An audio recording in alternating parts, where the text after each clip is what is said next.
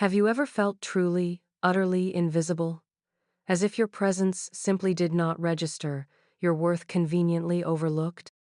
Imagine pouring your heart, your energy, your very essence into building something, or into a relationship, only to find yourself excluded from the very celebration it was meant to foster. This is not merely a tale of revenge, but of redefinition, of a woman who was dismissed and chose not to argue, not to beg, but to build, to invest, to rise. It begins with Denise, a young woman of 29, whose quiet nature often led others to underestimate the sharp mind and indomitable spirit that lay beneath. Her life was one of diligent saving, of prudent choices, a stark contrast to the more flamboyant, often thoughtless, expenditures of some of her relatives. Denise had always been the one to offer practical advice, the one to remember birthdays, the quiet anchor in a storm of family drama, yet she often found herself on the periphery. She accepted it with a stoic grace, a belief that true value did not require public validation. The revelation, when it came, was delivered with a casual indifference that stung more than any outright insult. Her cousin, excitedly recounting preparations, let slip details of a lavish family cruise, booked months ago, to which Denise had never been invited. It was a grand vacation, a week of opulent indulgence across sapphire waters, an escape planned meticulously behind her back, an unspoken declaration of her perceived insignificance. Denise felt the familiar pang, a cold echo of countless moments where she had been deemed not quite fitting or too serious for their carefree revelry. She saw photos circulate, images of gleaming decks, exotic ports, and smiling faces of people who claimed to be her kin, yet had deliberately, meticulously, planned an experience of a lifetime without a single thought for her inclusion. There was no anger, no theatrical confrontation, only a profound sense of clarity. The moment was silent, weighty with unspoken truths. They had seen a carefree escape, a fleeting pleasure, a superficial status symbol. Denise, however, saw something entirely different. She saw an industry, a company, a complex tapestry of logistics and profit, ripe for analysis. Her relatives had dismissed her, but in doing so, they had inadvertently sharpened her focus, channeled her overlooked energy into a new, formidable direction. The sting of exclusion was quickly transmuted into the burning ember of a singular, audacious idea. This was not about proving them wrong in a petty squabble.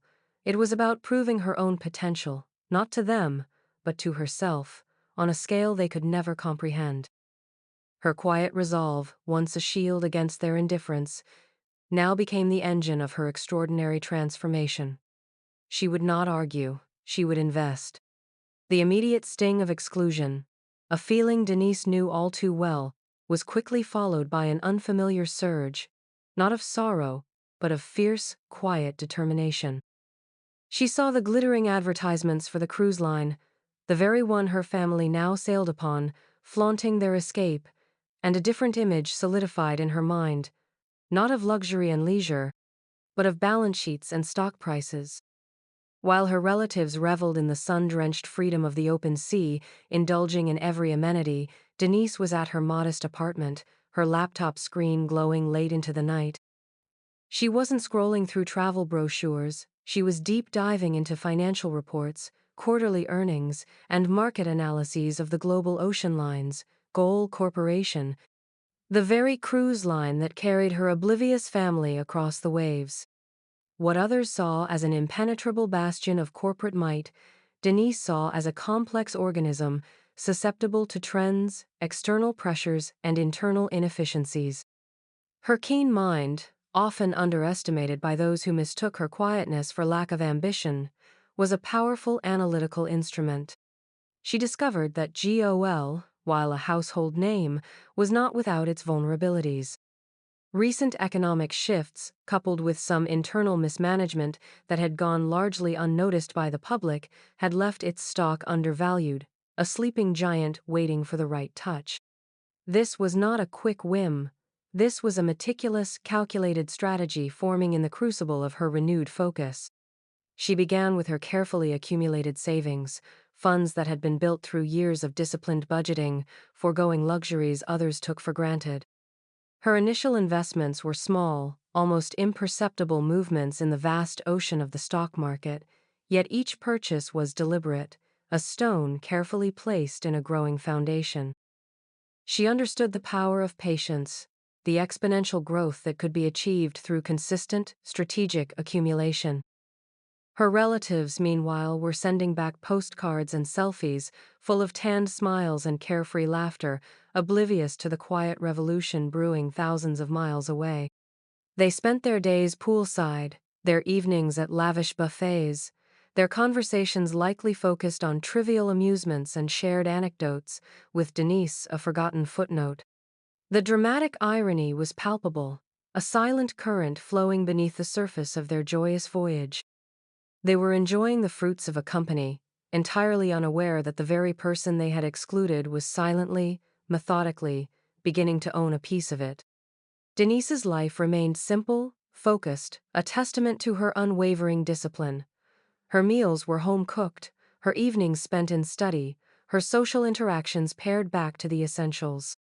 Every sacrifice was a brick in the wall of her burgeoning empire, every penny invested a testament to her unshakable conviction. She saw not just numbers on a screen, but the potential for an entirely new trajectory, not just for herself, but for the company she was slowly, meticulously, making her own. As the weeks bled into months, Denise's calculated moves began to ripple through the financial markets. Her initial cautious investments matured, and with each successful trade, she reinvested, compounding her gains with a relentless, quiet precision. The small stones she had laid were now forming a discernible growing wall around a significant portion of global ocean lines. She watched the stock ticker with an almost dispassionate gaze, yet beneath her calm exterior, a quiet satisfaction began to bloom. The family, still basking in the fading glow of their cruise memories, continued their lives, blissfully unaware of the seismic shift occurring. Aunt Carol occasionally posted a throwback photo, reminiscing about the perfect escape, a casual reminder of Denise's exclusion. But Denise no longer felt the sting. It had been replaced by a sharpened focus, a strategic advantage. She knew something they didn't, and her knowledge was her power. Meanwhile, within the polished corporate towers of global ocean lines, a different kind of drama was unfolding. Mr. Alistair Finch, the long-standing CEO, a man whose face was etched with the strain of countless late nights and boardroom battles, was under immense pressure. GOL had been underperforming, plagued by declining customer satisfaction, an aging fleet, and a stagnant corporate culture. The board, a collection of seasoned, often cynical, executives, was growing impatient. He was a man accustomed to wielding immense power, yet lately, he felt as though he was constantly treading water.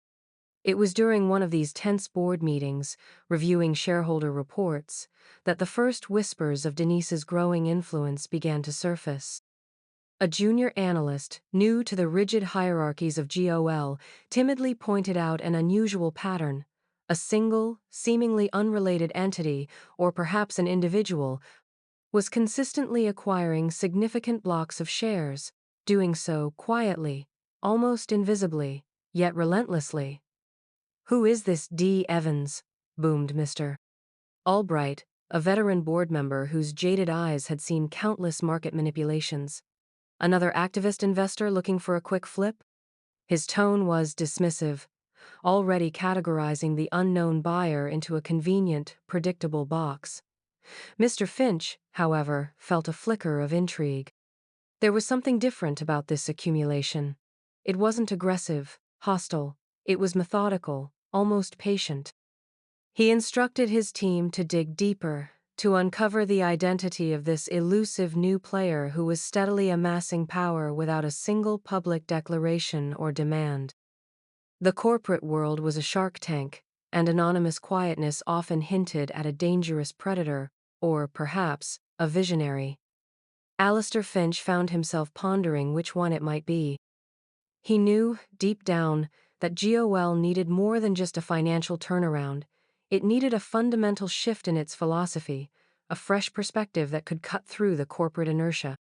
Little did he know that fresh perspective was quietly, patiently, accumulating the very leverage needed to initiate such a monumental change. The mystery of D. Evans became a quiet obsession for Mr. Alistair Finch.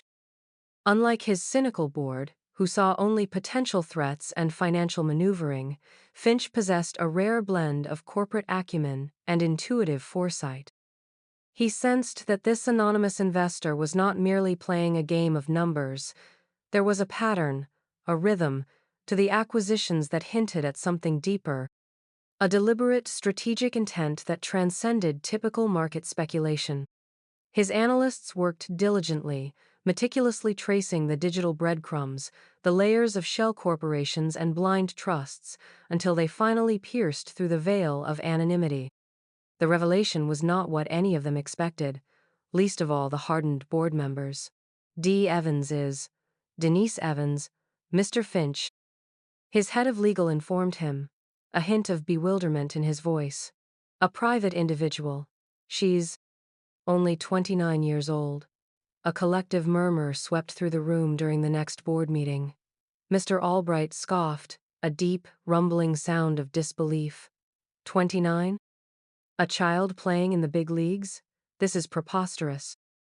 She's probably a proxy for some hedge fund, or inherited money she doesn't know what to do with. The board's initial reaction was a mixture of disdain and immediate dismissal. They saw her age, her anonymity, her lack of a public profile, and immediately underestimated her, projecting their own prejudices onto her unseen form. They assumed she was an amateur, a fluke, or merely a pawn in someone else's larger game. This was the corporate world's version of Aunt Carol's casual exclusion, but on a grander, more consequential scale. She holds over 12% of our outstanding shares, gentlemen. Mr. Finch interjected, his voice cutting through the cynical chatter. That's more than any individual board member, and certainly more than many of our institutional investors. She is a substantial force. He ordered his team to arrange a meeting, not a formal presentation for her, but a private, candid discussion. He wanted to understand the mind behind the methodical acquisitions, to peer beyond the numbers and grasp the true intent of this unassuming, yet powerful, new shareholder. Denise, receiving the invitation, felt a quiet thrill of satisfaction. The moment had arrived.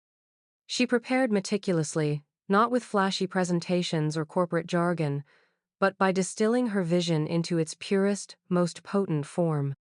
She understood that power in the corporate world wasn't just about ownership, it was about vision, about the capacity to articulate a future that others couldn't yet see. Her journey from overlooked relative to a significant force in a multi-billion-dollar corporation was nearing its zenith, and the irony of it was not lost on her. She carried with her not just financial acumen, but the lived experience of being overlooked, of knowing what it felt like to be dismissed, and that, she knew, would be her greatest strength in shaping the future of global ocean lines. Her quiet strength was about to meet the entrenched skepticism of a corporate empire, and she was ready. The boardroom was a gleaming expanse of polished mahogany and glass, a stark contrast to Denise's humble apartment. She entered with a quiet confidence that belied her age, her composure unwavering under the scrutiny of the seasoned executives. There were no flashy power suits, no aggressive postures, just Denise, dressed simply, yet impeccably, carrying a slim portfolio. Mr. Alistair Finch greeted her with a genuine curiosity, his eyes, tired yet intelligent, assessing her with a measure of respect. The rest of the board, however, wore expressions ranging from thinly veiled skepticism to open disdain. Mr. Albright, the most vocal of the detractors, cleared his throat with theatrical annoyance. "Miss Evans," he began, his voice dripping with condescension, "while we appreciate your speculative interest in global ocean lines, we are a serious corporation, not a playground for recreational investors. Perhaps you could clarify your intentions, beyond merely acquiring shares?" His words were designed to belittle, to challenge her legitimacy in a space dominated by old money and established power. Denise met his gaze directly, her voice calm and clear, cutting through the boardroom's tense atmosphere. My intention, Mr. Albright, is not speculative. It is transformational. I see a company with immense potential, currently constrained by short-sighted metrics and a corporate culture that has forgotten its most valuable assets, its people and its purpose. Her words, devoid of corporate platitudes, struck a discordant note among the traditionalists. She didn't speak of quarterly profits in isolation, or market share in abstract terms. Instead, she spoke of the unsung heroes, the ship crew members working tirelessly, often unseen, the ground staff whose efforts were overlooked, the customers whose experiences shaped the company's very soul. She painted a vivid picture of a renewed global ocean lines, a company where employee well-being was paramount, leading to genuine customer satisfaction. She spoke of sustainable practices, not just as a marketing slogan, but as a core operational philosophy. Imagine, she articulated, her voice gaining a quiet power. A company where every employee feels valued, where their contributions are recognized, where they are empowered to deliver extraordinary experiences. This translates directly to loyalty, to repeat business, to a brand reputation that transcends mere price points. This isn't about cutting corners for immediate gain, it's about investing in the very foundation of our long-term prosperity. It's about building a legacy, not just a balance sheet. The board members exchanged glances, some scoffing, others shifting uncomfortably. They were accustomed to projections, to numbers, to the language of cold, hard finance. Denise's vision was too earnest, too human, for their hardened corporate sensibilities. Mr. Albright was quick to retort. Sentimentality, Miss Evans, does not drive shareholder value. We are beholden to our investors, to delivering returns, not to fostering warm and fuzzy feelings among our deckhands. Denise didn't flinch. I believe they are one and the same, Mr. Albright. A company that truly values its people will inevitably deliver greater, more sustainable returns. My investment is not in fleeting profits, but in the human capital and purpose that will ensure global ocean lines not just survives, but thrives for decades to come. Her conviction was unshakable, her vision clear, a powerful current against the stagnant waters of corporate cynicism. Mr. Alistair Finch listened intently, his gaze fixed on Denise. Unlike the other board members who were either dismissive or openly hostile, he saw beyond her youth and her unconventional approach.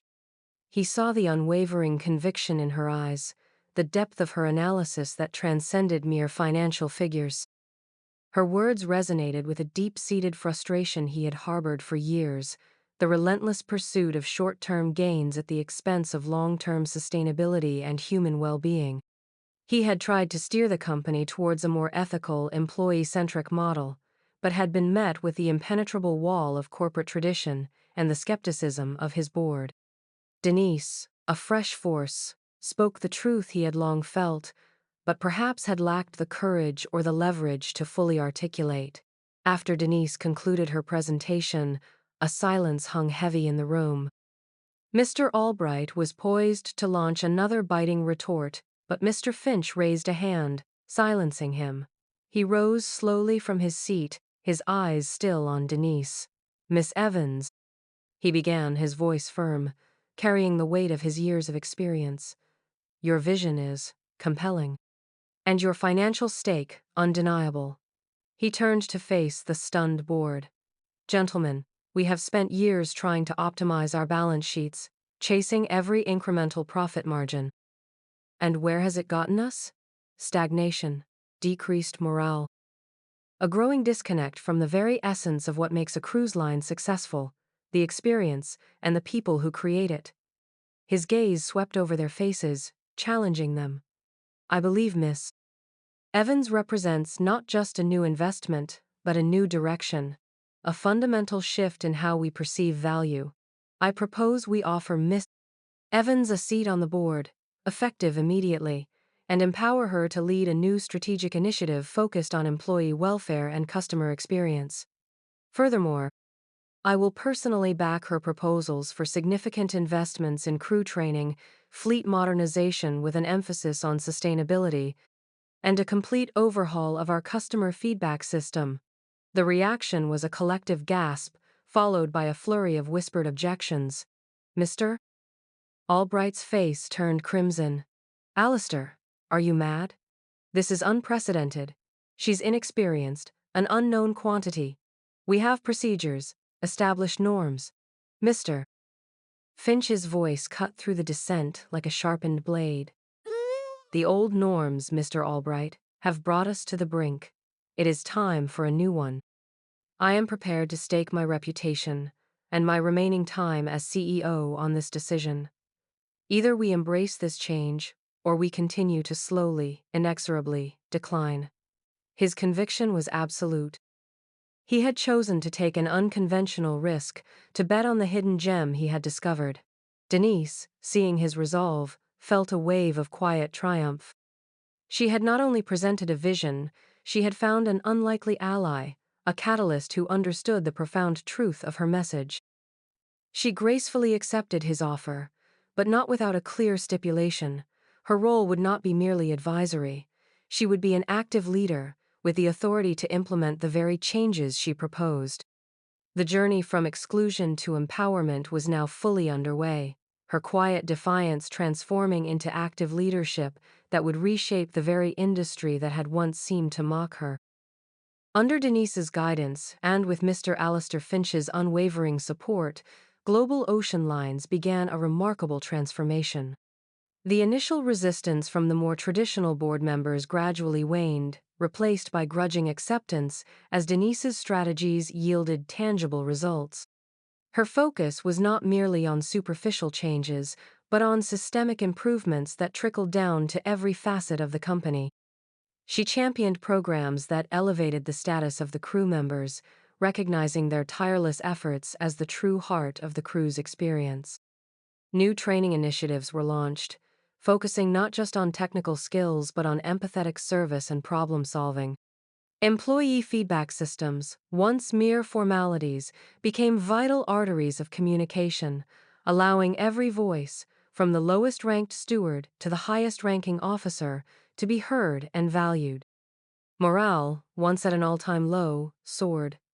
The change was palpable. Happy employees translated directly into happier customers. Word of the revitalized Gaul experience spread through online reviews and social media.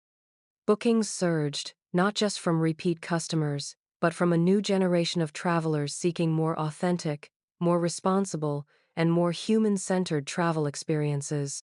The company's revenue charts, once flatlining, began to climb steadily, silencing even the most vocal skeptics on the board. Mr. Albright, though still somewhat rigid in his demeanor, found himself forced to acknowledge the undeniable success.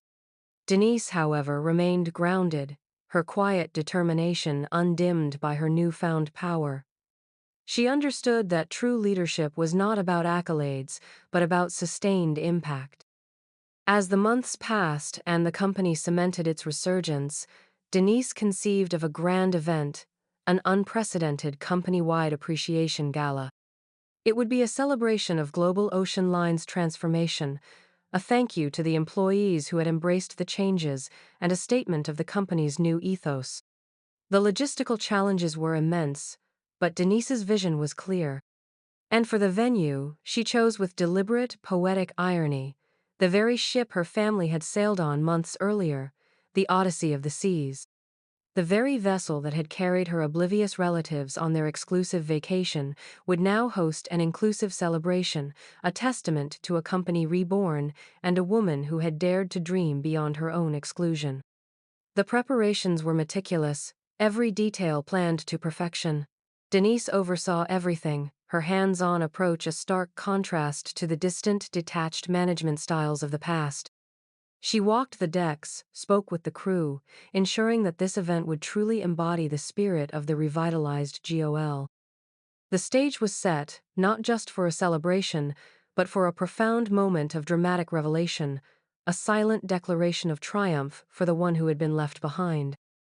The Odyssey of the Seas was no longer just a cruise ship, it was a symbol, a testament to vision, resilience, and the enduring power of human connection.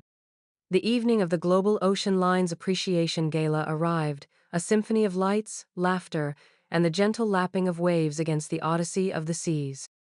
The ship, gleaming under the starlit sky, was transformed, adorned with elegant decorations, pulsating with the vibrant energy of hundreds of employees, partners, and stakeholders. Denise, now undeniably the quiet force at the helm, moved through the throng, her presence commanding respect not through overt power, but through an aura of genuine gratitude and purpose. She wore a simple, elegant gown, her posture radiating quiet authority. Amidst the joyous mingling, a smaller, distinctly less joyous, group arrived. It was Denise's family, including Aunt Carol, who had received an invitation to the gala as a valued shareholder, a courtesy extended to all significant investors. They assumed it was a standard corporate event, perhaps a chance to network, oblivious to the deeper significance, or, more importantly, to who was truly hosting it. Aunt Carol, dressed lavishly, swept in, her eyes immediately scanning for familiar faces, a sense of self-importance radiating from her. She saw Denise across the ballroom, mingling with Mr. Alistair Finch, and a flicker of irritation crossed her face. "Denise?" she muttered under her breath, a note of surprise and mild annoyance in her voice. "What is she doing here? Did she somehow manage to get a ticket?" Typical. Her relatives nodded, a shared understanding of Denise's outsider status. They truly believed she was merely an uninvited guest who had somehow snuck in, a minor inconvenience in their grand evening. The dramatic irony was now almost unbearable, a silent tension building towards its inevitable release. As the evening progressed, Mr. Alistair Finch stepped onto the main stage, the ship's captain by his side. The chatter in the grand ballroom softened into an expectant hush. "Ladies and gentlemen," he announced, his voice filled with pride, "tonight, we celebrate a new era for Global Ocean Lines. An era defined by vision, by resilience, and by a profound commitment to the very heart of our enterprise, our people." He spoke of the company's turnaround, the innovations, the renewed spirit. Then he paused, a knowing smile playing on his lips. But this transformation, this resurgence, would not have been possible without the extraordinary insight and unwavering leadership of one individual, a brilliant mind who saw not just numbers but potential, not just a company, but a community. It is my profound honor to introduce the true architect of our success, the new majority shareholder of Global Ocean Lines, our Executive Vice President of Strategy and Innovation, Miss Denise Evans. The applause was thunderous, a roar of genuine appreciation from the employees whose lives she had touched, whose morale she had restored. Denise walked to the stage, her composure impeccable, her gaze sweeping over the audience. And then, her eyes met Aunt Carol's. The color drained from Aunt Carol's face. Her jaw went slack. The casual dismissal, the unspoken slight, the assumption of insignificance all crumbled in that single, shattering moment.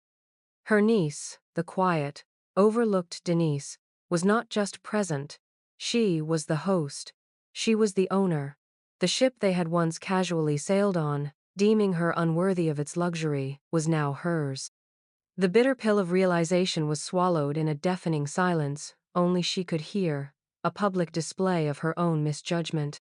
Denise offered a small, knowing smile, not of triumph, but of quiet, undeniable vindication. Denise stood on the stage, the applause echoing through the grand ballroom, her heart filled with a quiet sense of fulfillment. Her gaze, calm and steady, swept across the faces of the employees, her partners, and then, briefly, lingered on her stunned relatives. There was no trace of gloating in her expression, only a profound sense of purpose. She had come not to exact revenge, but to redefine success, to demonstrate the enduring power of vision over prejudice.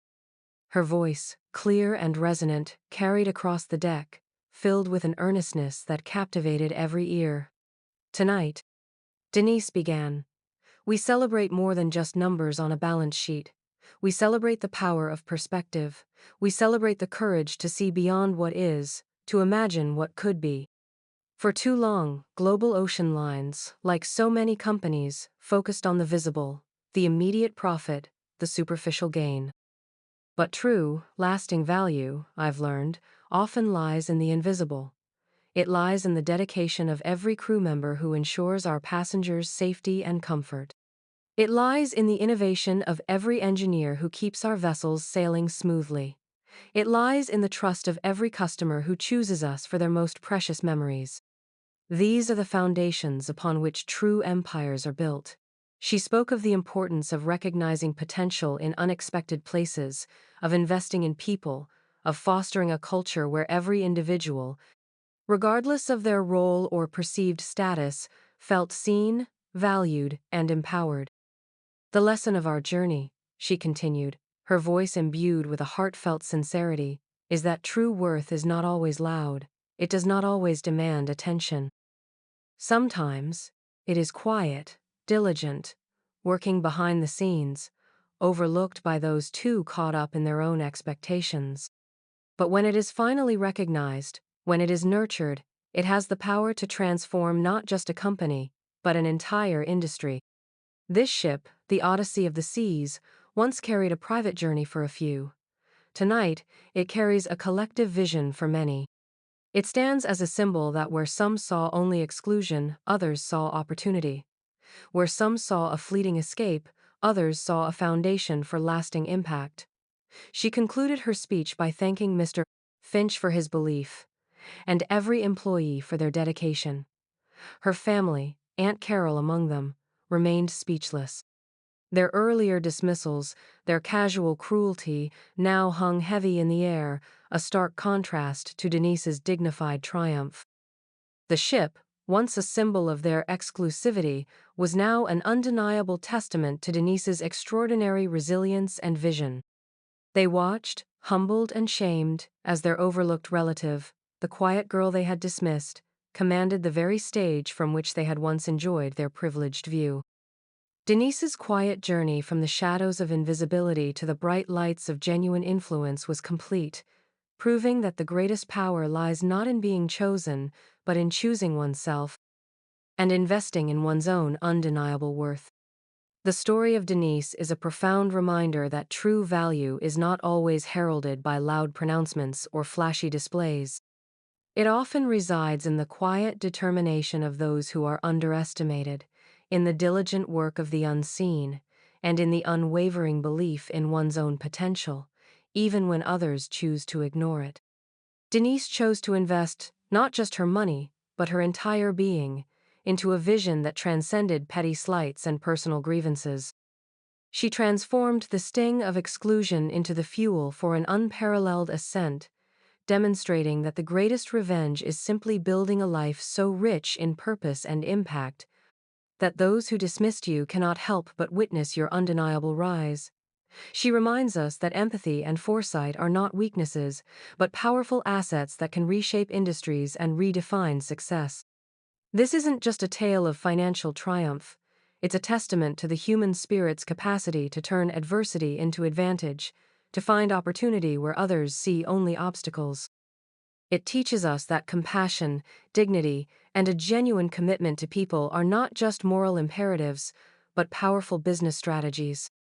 The people we often overlook, the quiet ones in the corner, the ones deemed not enough, they often possess the deepest reserves of talent, the most profound insights, and the purest vision for a better future. Their journey from invisibility to undeniable influence is a powerful testament to the fact that greatness is not always born of privilege, but often forged in the fires of being overlooked. So, I ask you now, who in your life are you inadvertently dismissing? Who possesses a quiet brilliance that goes unacknowledged? Whose potential are you failing to see, simply because they don't fit into a predefined mold? Take a moment, look around you. The next Denise Evans might be closer than you think. Share this story, not just as an inspiring narrative, but as a direct challenge. Challenge yourself to see beyond the surface, to recognize the hidden gems in your own world. Challenge those around you to remember that every person holds immeasurable worth and that true power lies in acknowledging that worth in every single individual. Comment below. Who is someone you know who deserves to be seen, to be celebrated for their quiet strength and hidden talents? Let's change the narrative, one overlooked hero at a time.